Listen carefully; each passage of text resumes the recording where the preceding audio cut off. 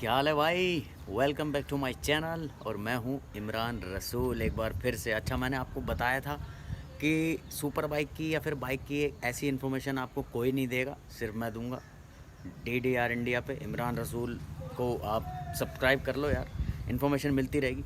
अच्छा, तो मैं आज एक क्वेश्चन लेके आया हूँ। क्वेश्चन क्या, आंसर भी दूंगा उसका, बताऊँगा आपको कि मैं भी सोच रहा था कि सुपर बाइक या बाइक के अंदर पेट्रोल इंजन ही क्यों होते हैं। भाई पेट्रोल इंजन क्यों आता है, डीजल क्यों नहीं आता कभी भी। इतनी बड़ी बड़ी कंपनियाँ हैं, डीजल इंजन क्यों नहीं बनाती, पेट्रोल ही क्यों बनाती हैं और पेट्रोल ही क्यों आता है हाई परफॉर्मेंस बाइक या कार के अंदर। तो इसी का जवाब मैं अभी आपको दूंगा। शुरू करता हूँ वीडियो बिना किसी बकवास के। तो सबसे पहले तो मैं आपको बता दूं कि बाइक इंजन जो होते हैं वो उनमें 4 स्ट्रोक होते हैं, चाहे वो डीजल हो चाहे वो पेट्रोल हो। 4 स्ट्रोक कौन कौन से होते हैं? सबसे पहला होता है सक्शन, फिर उसके बाद कंप्रेशन, फिर पावर, फिर उसके बाद एग्जॉस्ट।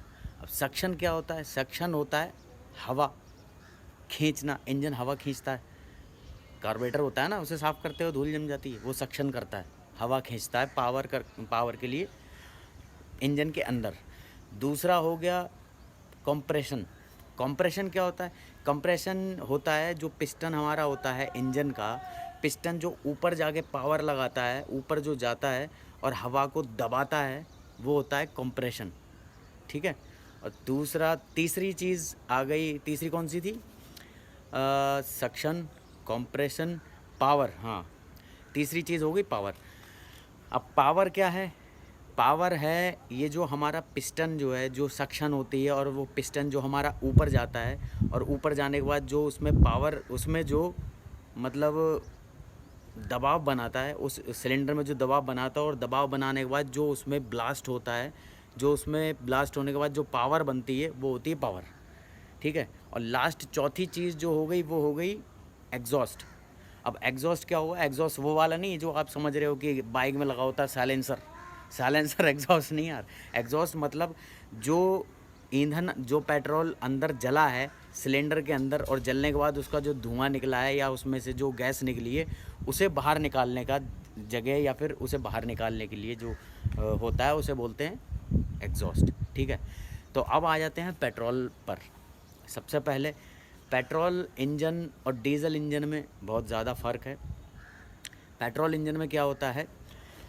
पेट्रोल इंजन में सिलेंडर के अंदर हवा और पेट्रोल दोनों मिक्स होकर ऊपर जाते हैं सिलेंडर के अंदर, जिसे पिस्टन प्रेस करता है ऊपर को। जैसे मैंने अभी आपको बताया तो कंप्रेशन जो ऊपर प्रेस करता है। अच्छा, सबसे पहले मैं आपको ये बता दूं कि पेट्रोल एक गैसोलीन है, लिक्विड गैस समझ लो उसे, क्योंकि जब पेट्रोल को हम खुला छोड़ देते हो तो वो उड़ जाता है ना, क्योंकि वो लिक्विड गैस है एक। और डीजल जो है वो लिक्विड गैस नहीं है, उसे जलने में बहुत ज़्यादा टाइम लगता है। टाइम बहुत ज़्यादा मीन्स उसे हम चिंगारी से नहीं जला सकते और उसे मतलब वैसे नहीं जला सकते जैसे हम पेट्रोल को जला सकते। तो इनमें ये फ़र्क है। जैसे पेट्रोल इंजन के अंदर क्या होता है, पेट्रोल इंजन में पेट्रोल और हवा सिलेंडर के अंदर पिस्टन जो है वो प्रेस करता है ऊपर, और उसे जलाने के लिए उसके ऊपर होता है स्पार्क प्लग। स्पार्क प्लग होता है इंजन के अंदर। जब पिस्टन ऊपर भेजता है हवा को और पेट्रोल को दोनों मिक्स करके उसके गैप में, तो ऊपर से जो स्पार्क प्लग होता है वो चिंगारी छोड़ता है। स्पार्क मतलब चिंगारी करता है और चिंगारी से वो हवा और पेट्रोल जल जाता है। और हवा पेट्रोल जब जलता है ना, तो वहाँ पे एक छोटा सा धमाका होता है। वो धमाके की वजह से, उसकी पावर की वजह से पिस्टन नीचे जाता है और फिर वो बाहर निकल जाता है बाकी का जला हुआ धुआं। तो वो पावर होती है, वो पावर इंजन को पावर मिलती है। इसके उलट जो डीजल इंजन है, उस डीजल इंजन के अंदर क्या होता है? डीजल इंजन के अंदर स्पार्क प्लग की ज़रूरत नहीं होती, उसमें स्पार्क प्लग होता ही नहीं है। डीजल इंजन में स्पार्क प्लग होता ही नहीं है। डीजल इंजन को जलाने के लिए उसमें उसका कंप्रेशन जो रेशो होता है वो थोड़ा ज़्यादा रखा जाता है। वो इसलिए क्योंकि उसे तो हम चिंगारी से जला नहीं सकते। तो डीजल इंजन के अंदर आप सोचोगे कि उसमें स्पार्क प्लग नहीं होता तो कैसे काम होता? उसमें स्पार्क प्लग की जगह पे होते हैं इंजेक्टर।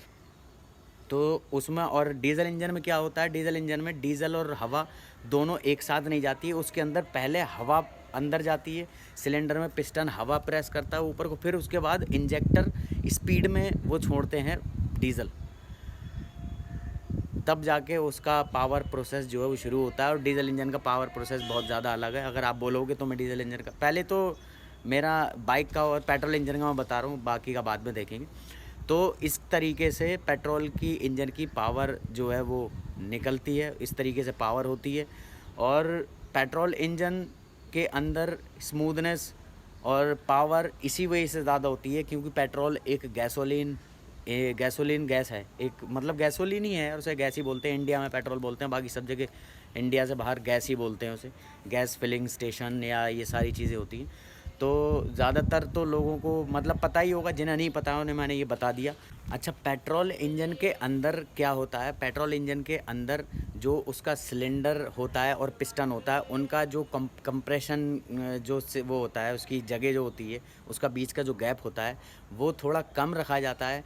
क्योंकि जब पिस्टन हवा और पेट्रोल ऊपर प्रेस करता है तो उसका हवा का जो टेम्परेचर होता है वो ऑलरेडी बहुत ज़्यादा बढ़ा हुआ होता है। और अगर उसका गैप कम नहीं रखा जाएगा तो पिस्टन जब ऊपर लेके जा रहा होगा तो जिस पॉइंट पे जाके मतलब ऊपर पॉइंट पे जाके हवा और पेट्रोल जब स्पार्क प्लग स्पार्क करता है तो जलते हैं ना। और अगर हम उसका सिलेंडर का और पिस्टन का गैप अगर थोड़ा ज़्यादा बढ़ा देंगे तो उसमें क्या होगा, पेट्रोल और हवा उसके टेम्परेचर की वजह से कहीं भी जल जाएगा। मतलब जिस पॉइंट पे जाके उसे जलना है ऊपर, उस पॉइंट पे नहीं जल पाएगा, पहले ही जल जाएगा, जिसकी वजह से वो पावर नहीं दे पाएगी और इंजन अच्छी तरीके से वर्क नहीं करेगा, पावर नहीं मिल पाएगी, परफॉर्मेंस नहीं दे पाएगा इंजन। ठीक है, तो इसमें ये फैक्ट है इसका पेट्रोल इंजन का। डीजल इंजन का इसके उलट होता है। डीजल इंजन के अंदर गैप बहुत ज़्यादा होता है और जैसा कि मैंने आपको बताया था उसमें स्पार्क प्लग की ज़रूरत नहीं होती है। स्पार्क प्लग की जगह पर उसमें इंजेक्टर होते हैं। तो डीजल इंजन का प्रोसेस बिल्कुल अलग है, तो उसके बारे में ज़्यादा खोल के मैं बताऊंगा नहीं आपको, क्योंकि अब बहुत ज़्यादा टेक्निकल हो जाएगा, बहुत ज़्यादा टेक्निकली तो जल्दी से समझ में नहीं आता है किसी को।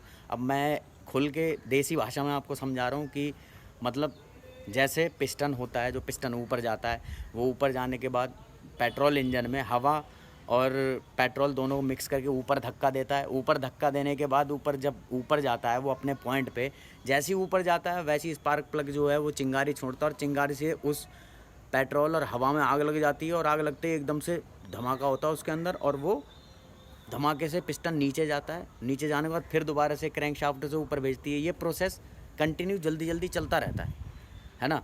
तो वो पावर का मिलने का ज़्यादा पावर, ज़्यादा स्मूथनेस मिलने का यही एक सिस्टम है पेट्रोल इंजन के अंदर, क्योंकि वो गैस फॉर्म में होती है और बहुत ज़्यादा जल्दी आग पकड़ती है। तो इस वजह से पेट्रोल इंजन में पावर भी ज़्यादा होती है और इसीलिए जितने भी सुपर बाइक हैं और जितनी भी सुपर कार्स हैं उनके अंदर हाई परफॉर्मेंस के लिए पेट्रोल इंजन ही यूज़ होता है। हवाई जहाज़ के अंदर भी इसीलिए यूज़ होता है। हवाई जहाज़ में डीजल क्यों नहीं यूज़ कर सकते? क्योंकि जबकि डीजल सबसे सस्ता है। हवाई जहाज़ में डीजल इंजन भी इसीलिए नहीं यूज़ कर सकते क्योंकि उसका तो चलो अलग टरबाइन वाला सिस्टम होता है, मगर पेट्रोल इंजन पावर के लिए ही यूज़ होता है। इसमें स्मूथनेस और स्टार्टिंग पावर बहुत ज़्यादा होती है। इसी वजह से सुपर बाइक के अंदर और जितनी भी ये सुपर कार्स हैं इन सब के अंदर पेट्रोल इंजन यूज़ होता है। अच्छा, और आगे भी मैं सोच रहा था आप लोगों के लिए कोई एक ऐसी वीडियो बनाऊं। मुझे कमेंट करके बताओ, मुझे थोड़ा सा पूछो कि और किस चीज़ के लिए और किस चीज़ के ऊपर मैं वीडियो बनाऊं आसान भाषा में, जो तुम सबको समझ में आ जाए। और जैसे कि मैं सोच रहा था कि इसके बाद कई मेरे पास कमेंट भी आए थे, मैसेज भी आए थे कि भाई आरपीएम का बताओ, कि आरपीएम और बीएचपी और टॉर्क इनमें क्या फ़र्क है और ये क्या होते हैं। तो आप मुझे मैसेज करो और मुझे कमेंट करके मुझसे बताओ कि इसके ऊपर मुझे वीडियो बनानी चाहिए। आरपीएम और ये क्या बीएचपी, इनके ऊपर वीडियो बनानी चाहिए नहीं बनानी चाहिए। कमेंट ज़्यादा आएंगे और मैसेज ज़्यादा आएंगे तो मैं इसके ऊपर भी एक वीडियो बना के डालूँगा आसान भाषा में कि टॉर्क क्या होता है, टॉर्क का काम क्या होता है, आरपीएम क्या होता है और आरपीएम का मतलब क्या होता है, आरपीएम की फुल फॉर्म क्या होती है। फुल फॉर्म तो ज़्यादातर पता ही होती है, 2 मिनट में लोग पता कर लेते हैं गूगल करके जो भी है, मगर आसान भाषा में, टेक्निकली नहीं, क्योंकि मैं इंजीनियर नहीं हूँ इसलिए आसान भाषा में मैं आप लोगों को समझाऊंगा। तो मुझे मैसेज करो, डीएम करो, इंस्टाग्राम पे आ जाओ जल्दी से। जिसे जो पूछना है सुपर बाइक के बारे में, बाइक इंजन के बारे में, टेक्निकली कुछ भी पूछना है वो इंस्टाग्राम पे आके मुझे डीएम करो फटाफट। इमरान रसूल आईडी आ रही है तुम्हारे भाई की, फॉलो कर लो फटाफट जाकर। जिसने अभी तक सब्सक्राइब नहीं किया वो जल्दी से सब्सक्राइब कर लो। मिलता हूँ अगली वीडियो में, बाय बाय।